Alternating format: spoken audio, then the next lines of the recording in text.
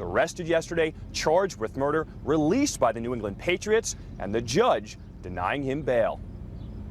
Your Honor, the defendant is charged with the murder of Odin Lloyd. How could a football star making literally millions of dollars allegedly get involved in something like this? Hanging, shooting, body slamming, even electrocuting dogs to death as part of a multi-state underground dogfighting operation is a record-breaking NFL superstar, a former #1 draft pick. Running back Ray Rice fired by the Baltimore Ravens, and the NFL has suspended him from playing after the release of a new shocking videotape. It shows Rice knocking his fiancée unconscious. An arrest warrant has been issued for former Tampa Bay Buccaneers wide receiver Antonio Brown. He's wanted. Throughout NFL history, numerous players have found themselves in legal trouble. In fact, over 700 NFL players have been arrested since the year 2000 alone, and while not all of them went to prison, the number is still staggering. Today, I'll be focusing on the more notable and severe cases, but there are so many more than I initially realized. Before I get started, there's two things that I want to mention. One, a more recent NFL player who's been involved in many legal issues is Antonio Brown. I will not be talking about him today because I already made an entire video solely about him, so if you haven't, please be sure to check that out. I'd really appreciate it. Secondly, if you somehow missed the warning at the beginning, I'm going to be discussing some very serious and horrible topics that may trigger some people, so if you'd rather not hear about that kind of stuff, please feel free to click off of the video. Now that all of that's out of the way, let's begin with probably the most widely known case out of them all. OJ Simpson, also known as the Juice, was a superstar running back primarily for the Buffalo Bills in the 1970s. He was the first NFL player to rush for more than 2,000 yards in a season, and he was inducted into the Hall of Fame in 1985. His fame took a dark turn in 1994 when he was charged with the brutal murders of his ex-wife Nicole Brown Simpson and her friend Ron Goldman. After a highly publicized trial, he was acquitted in 1995. Despite the acquittal, Simpson faced a civil trial in 1997 where he was found liable for the wrongful deaths in order to pay $33.5 million in damages. In 2008, Simpson was convicted of armed robbery and kidnapping in Las Vegas and sentenced to 33 years in prison, of which he only served 9. How a man, who almost everyone unanimously agreed committed 2 murders, then wrote a book about the situation titled If I Did It, as well as got convicted of armed robbery and kidnapping, only served 9 total years in prison is completely baffling. Simpson passed away due to prostate cancer earlier this year on April 10, 2024, and his family released a statement saying that, quote, he was surrounded by his children and grandchildren. It really bothers me that Nicole Brown Simpson, who was stabbed a total of 12 times, including 7 times in the neck, as well as Ron Goldman, who was stabbed nearly 20 times, both died alone, in pain, and in the dark outside of Brown Simpson's Los Angeles home, while OJ died a free man in the comfort of his own home and in the presence of his family. Lawrence Taylor, often considered not only the greatest linebacker of all time, but maybe the single greatest defensive player of all time, played his entire career with the New York Giants from 1981 to 1993. He was a 2-time Super Bowl champion, a 10-time Pro Bowl selection, and revolutionized the linebacker position with his athleticism and aggressive play. Despite his on-field success, Taylor's life off the field was plagued with legal troubles and substance abuse issues. In 2010, he was arrested on, and I don't think I'm allowed to say this word on YouTube, so I'm just going to say R-word and prostitution charges in connection with the assault of a 16-year-old girl. In 2011, he pleaded guilty to sexual misconduct and patronizing a prostitute, which led to 6 years of probation. Taylor has also had multiple arrests related to drug possession over the years, including a notable incident in 1988 where he failed multiple drug tests, resulting in a 30-day suspension from the NFL. Most recently, Taylor was arrested in mid-July of 2024 for failing to report as a registered sex offender during a residence change in Florida. When I first saw this report, the comments on Instagram and Twitter were my thoughts exactly. Michael Irvin, a Hall of Fame wide receiver, played for the Dallas Cowboys from 1988 to 1999, winning 3 Super Bowls. Known for his charismatic personality and playmaking ability, Irvin was a key figure in the Cowboys dynasty during the 1990s. Unfortunately, his career included multiple arrests primarily related to drug possession. In 1996, he was arrested for cocaine possession and later pleaded no contest, receiving community service and probation. It was worse than just drugs though, as Irvin was also involved in a series of other legal issues, including accusations of sexual assault, although many of these charges were eventually dropped or resulted in acquittals. Despite these off-the-field issues, Irvin remains a beloved figure in Cowboys history and a prominent analyst on NFL Network. Rae Carruth was a wide receiver for the Carolina Panthers from 1997 to 1999. Drafted in the first round, Carruth showed promise in his rookie season, but his career came to an abrupt end when he was charged with conspiracy to commit murder in 1999 for his role in the death of his pregnant girlfriend, Cherika Adams. Carruth had hired a hitman to kill Adams so that he could avoid paying child support. Adams was shot 4 times, but still managed to call 911 and implicate Carruth before falling into a coma. She died a month later, but her son, Chancellor Lee Adams, survived despite being born prematurely and with cerebral palsy due to the shooting. Carruth was found guilty and sentenced to 18 to 24 years in prison, serving nearly 19 years before being released back in 2018. Ray Lewis, legendary linebacker for the Baltimore Ravens, was involved in a high-profile legal case in 2000. Following a Super Bowl party in Atlanta, Lewis and 2 others were charged with the murders of 2 men, Jacinth Baker and Richard Lawler. Lewis eventually reached a plea deal, pleading guilty to obstruction of justice in exchange for testifying against his co-defendants. He was sentenced to 12 months of probation, but was not convicted of the murders.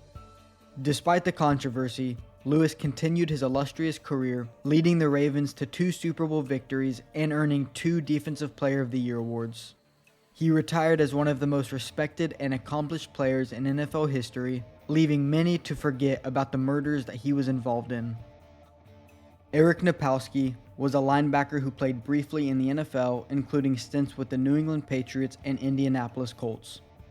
In 2012, he was convicted of the 1994 murder of millionaire William McLaughlin.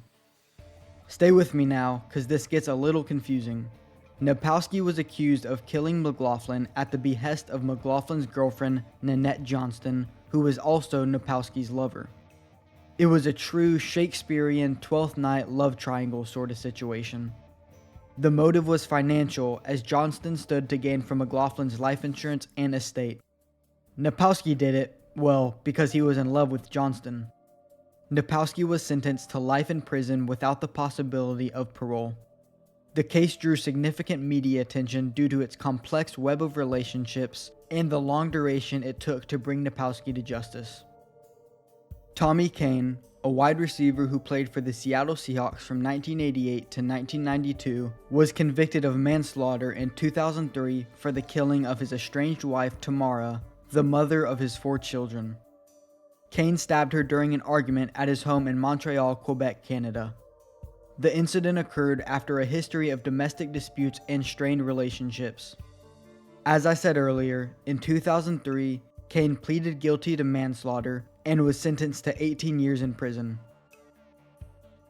Sebastian Janikowski was a longtime kicker for the Oakland Raiders, playing from 2000 to 2017 and later for the Seattle Seahawks.